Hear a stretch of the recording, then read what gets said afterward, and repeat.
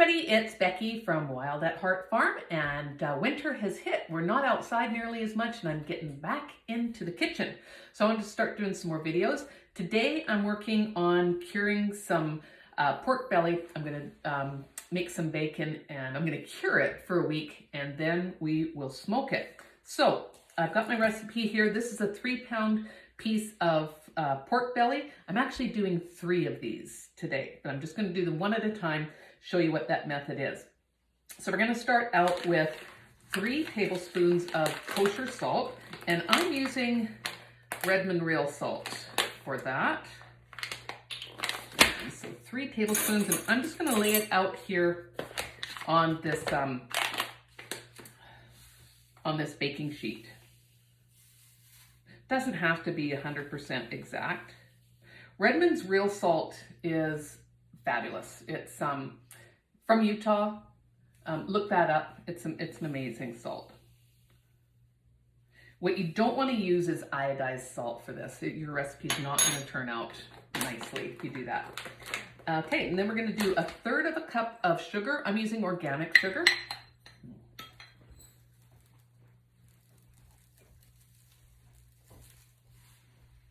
Now, if you can see in the background, see that red tape? We didn't get the windows done this summer. So winter is here, and that's a project to get added to next year. Now, this is called Preg Powder. This is, it's a curing salt.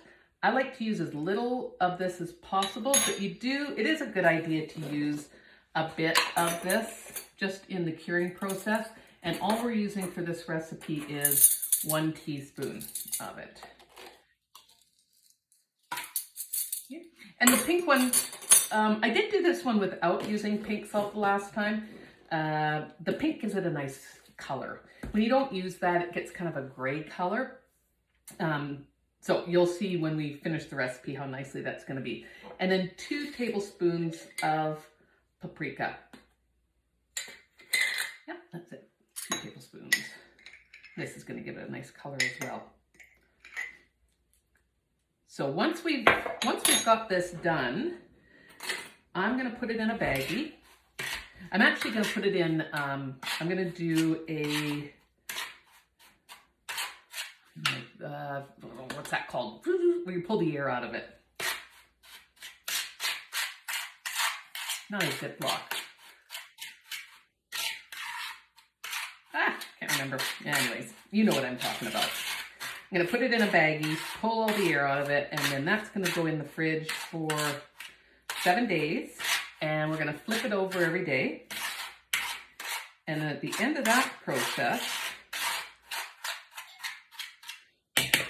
we will rinse it off, dry it off, and put it on the smoker for a few hours. Okay, so let's just pour half of this on one side. And you're really just trying to get that dry mix. I like a dry cured bacon. There are recipes for wet cured as well, but I prefer this dry cured. And then after, vacuum seal bag. I knew it would come to me. Once it is finished with the smoking process, then I'm going to be slicing it, putting it back in vacuum seal bags, and then putting it in the freezer. Okay, so that is it. Now, the one thing you do need if you're going to do this is some sort of a smoker. And this summer we invested in a Traeger smoker. You can use ones that aren't that sophisticated. So this year already I've done a couple hams. We were able to get a beautiful heritage pig that Dan then dispatched. And so we got a couple hams out of that. We did get some bacon, but then they had, I don't normally buy a lot of meat at Costco, but they did have these beautiful pork bellies on last week. And I thought, well, I'm just going to go ahead and do that and get some more bacon into our freezer for the winter. All right, so that's it for that. I'm going to do the other 2, and then I'll come back as I'm doing the vacuum sealing.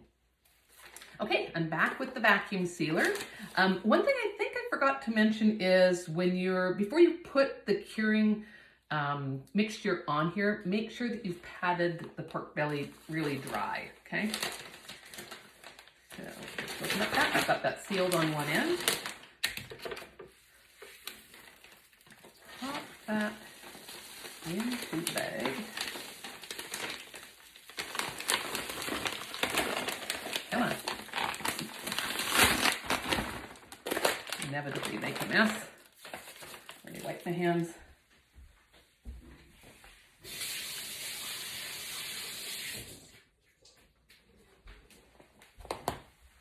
There we go.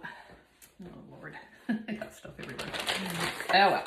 Okay, and you can do this in a Ziploc bag. I just like to do it in this one because once I'm done, there's no more mess in the fridge. And I get a nice tight seal with it. All right.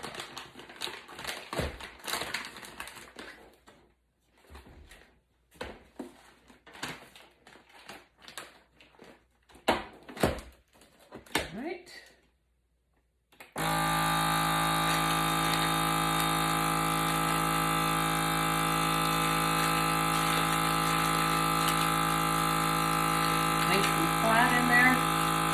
There we go.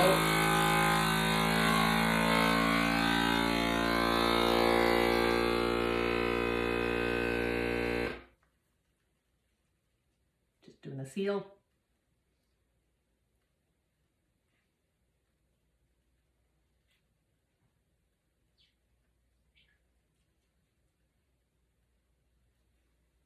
There we are. Okay, I'll just give that a quick rinse, and that is ready to go into the fridge for 7 days. Every day I'm gonna flip that, and I'll bring you back in a week from now. I'm gonna get the other two ready, and I'll see you back soon. Okay, I've got all three of those in their curing mixture and into the baggies. So I'm just gonna mark the date on just one of them because I've only got the one batch going. So today is November 12th. And we're gonna flip those every day. And then in 7 days from now, I will bring you back and I'll show you how I'm gonna get them ready to go onto the smoker to make our bacon. All right, we're back and it is day 7 of curing our bacon. And you can see just how lovely that is in there. It's gone very liquid. This was a dry rub. This is just it pulling out moisture from the bacon, the pork belly itself. And so now what we're gonna do is just take it out of this packaging. I'm gonna give it a good rinse and then pat it dry. And I will be putting it on a rack and into the, into the fridge overnight, about 24 hours, just to let the outside of that dry off before we throw it on the smoker. All right, so I've got that out of the package. I give it a quick rinse, and you just want to get the excess off of it, really. And now I've got it just laying on paper towel, patting it dry. And then I take it off of there. And I'm just gonna lay this on the rack and pop it into the fridge with nothing over top of it. What we're trying to do is get the outside of this all dried off, and then we'll be putting it onto the smoker for a few hours tomorrow. I'll be back with that step. Okay, so we are ready to get these guys on the smoker today. So we're gonna be putting it on the smoker, set at about 200. I'm gonna put it on super smoke because I want quite a lot of smoke. That's a feature that my smoker has. And it's gonna take about 3 hours. And I believe they call for the internal temperature to be around 150. I'll just check that in my recipe. Okay, let's head out and put this on the smoker. All right, here we go. Up to the smoker. It will be nice when we get the deck done next to the house next year. And that's the plan for the Traeger to get set up over there. All right. This is going. I'm gonna have to change that pretty soon. But this isn't gonna be too, we're just doing this at 200, so it's gonna be nice and low cooked. I have washed my hands just before I came out. And We actually have 3 of these. Go on. There we go. Okay, so I'm going to set that for 3 hours, and then I'll check the internal temperature. So we'll be back soon. Okay, we are back now, and we're going to slice this beautiful bacon. So we started out with the pork belly. I had 3 pieces of that. We cured it for a week. It has been on the smoker today for about 3 hours. We got it up to an internal temperature of 150 degrees. It's been cooling now for a few hours, and now we're gonna slice these. You don't need to have a big slicer like this. You can do it with a nice sharp knife, but I have one, so I'm just gonna go ahead and do that. I wanna cut this in thick slices. Turn that on. We've got that set for a nice big slice, and let's go ahead and see what this looks like.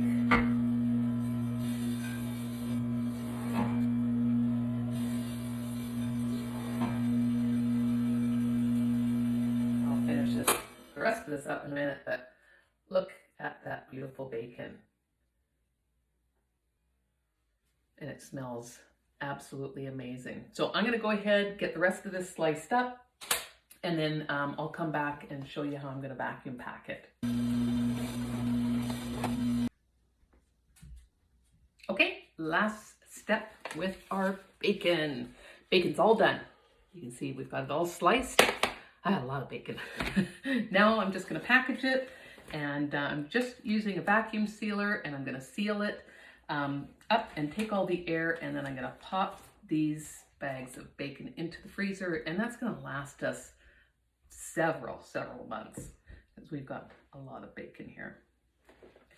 So I've got my bag sealed, and then I'm just going to pop some in there in the amount that I think we're probably going to use for a meal. I'll do some that are kind of just enough for Dan and I, and then I'll do some that are enough for when we have company, or if I'm using it in a recipe. And I'll probably just pop the weight calculation onto it. So there we go. Open that up. And if you don't have one of these vacuum sealers, that's not an issue. You can just do this in a Ziploc bag. I think I gave this little tip before. I've got a straw, a hard straw that I use. So if I'm using Ziploc bags, I just pop this in, do up the Ziploc bag right to this, suck out all the air, and then finish tightening it up. So, but I really like the vacuum sealer because this is going to be kind of long-term storage. It sucks all the air out, puts a nice seal on it, and then I can weigh that, pop it into the freezer, and we're good to go. That's going to be great for a long time. So I hope you enjoyed that recipe. If you have any questions at all, let me know. I will pop the recipe. I'll probably just put the recipe link to my recipe page down below here, but let me know if you can't access that, or if you have any questions at all, and I'm here to answer those for you. So thanks for joining me. Have a great night. Right, bonus. I decided I was going to cook up a piece, and look how beautiful that is. I haven't even tried any yet. Here we go. Oh. That is so much better than the store-bought. It's so meaty. The taste is so good. I packaged them up in packages kind of this big. They're going to be way too much, because I think just 2 pieces is going to be plenty. But that's okay. It's cured. It'll last in the fridge. I can use it for recipes as well. Highly recommend making your own bacon. You know exactly what's in it, and it's just really, really good. All right, so hope you enjoyed the recipe, and I'll talk to you soon.